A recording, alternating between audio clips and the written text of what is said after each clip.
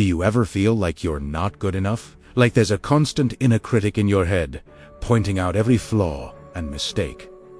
You're not alone. So many of us struggle with social anxiety and self-doubt. It feels like we're constantly on stage, with a harsh spotlight on us, and everyone is just waiting for us to mess up. But what if I told you that you could dim that spotlight, quiet that inner critic, and start feeling comfortable in your own skin? Today, we're diving deep into a game-changing book called How to Be Enough by Dr. Ellen Hendriksen. This isn't just another self-help book. It's a practical guide, backed by science, to help you overcome social anxiety and embrace your authentic self. Dr. Hendriksen, a clinical psychologist, explains why we feel this way and shares practical tips to help us fight back. So, if you're ready to stop worrying about what everyone else thinks and start living your life more freely, stick around. We're going to unpack the key lessons from this incredible book. First, let's understand what social anxiety really is. It's not just about being shy. Dr. Hendriksen explains it as the fear of scrutiny, the fear that you'll be judged negatively by others. This fear is fueled by what she calls the inner critic. You know that voice, right? The one that tells you, you sound stupid, or they probably think you're boring, or don't say that, you'll embarrass yourself. This voice is a liar, and its main goal is to keep you safe by avoiding any and all social situations where you might be judged. The problem is, this safety is actually a prison. It stops you from connecting with people, trying new things, and being your true self. The core idea of the book is that the opposite of social anxiety is being calm or fearless. It's being yourself. The goal isn't to become a perfect, slick, super confident extrovert. The goal is to be enough, just as you are. This is such a powerful shift in perspective. It takes the pressure off. You don't have to be perfect. You just have to be you. So, how do we do that? The first major strategy Dr. Hendriksen gives us is to challenge our inner critic. This isn't about telling it to shut up. It's about treating it like an overprotective, but ultimately misguided friend. When it pipes up with a criticism, you don't have to believe it blindly. Instead, you can question it. Ask for evidence. If your inner critic says, everyone at the party thought you were awkward, ask yourself, really?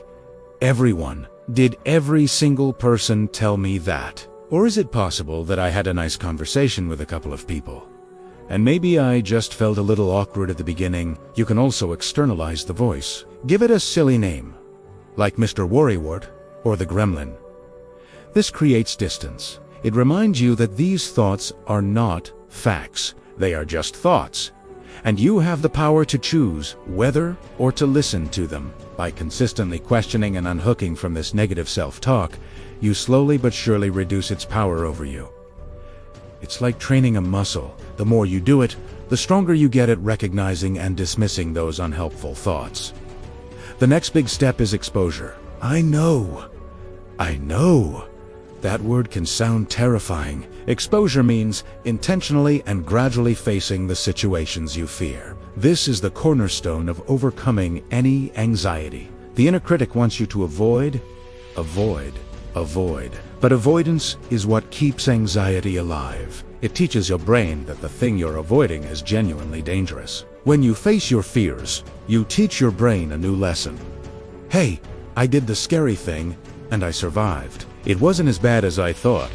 Dr. Hendriksen emphasizes starting small. You don't have to jump into giving a public speech to 1,000 people. You can create a fear ladder. Maybe the first step is just making eye contact and smiling at a cashier. The next could be asking a stranger for the time. Then, maybe it's making small talk with a coworker for 2 minutes.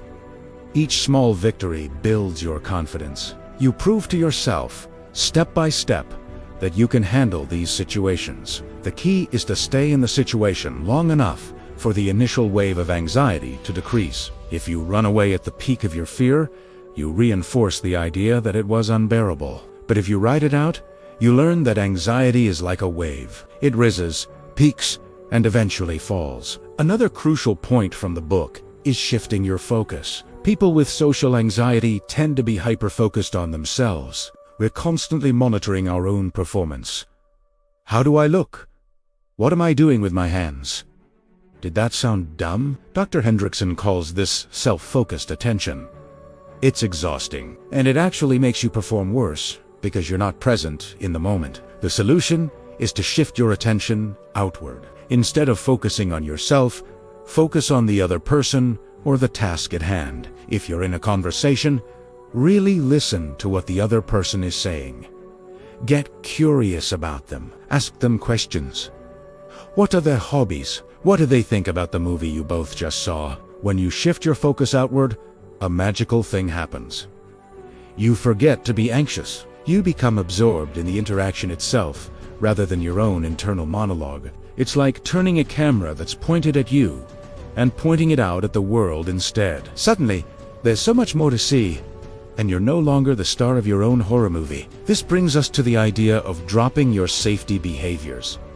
These are the subtle things we do to try to hide our anxiety or prevent feared outcomes. Things like rehearsing sentences in your head before you speak, gripping your drink tightly, avoiding eye contact, or speaking very quietly. The problem is, these behaviors often backfire. They can make you seem aloof or uninterested, and they keep you trapped in that self-focused state. Worse, when the bad thing you fear doesn't happen, you give the credit to the safety behavior, not to yourself. You think, phew, I got through that party without anyone thinking I was weird because I stayed in the corner and didn't talk much. You never learn that you could have been yourself and been just fine. The book encourages you to identify your own safety behaviors and experiment with dropping them one by one.